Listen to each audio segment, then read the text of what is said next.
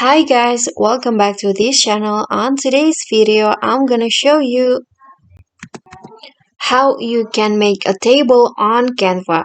So it's actually pretty easy and I'm going to just show you how. So first open a blank design like this and you can just type in or click on the slash icon at your keyboard and then this will pop up and you can see there are so many options. So you can just click on this table and choose how much that you want to make a table with. For example, I want to just go with 4 times 4 like this, and after that it will automatically add it to your Canva design. You can just adjust the size by dragging the circle of on the edge of the table like this, and in here if you click on this you can change the border like this.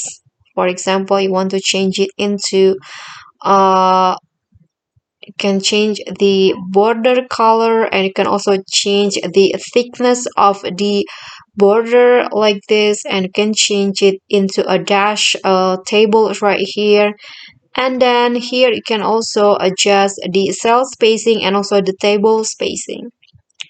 Okay, so that's basically how you can make a table on Canva. Thank you guys so much for watching. If you like this video, please do click on the thumbs up icon, leave a comment, and subscribe to our channel. And last, please click on the thanks below. I will really appreciate that.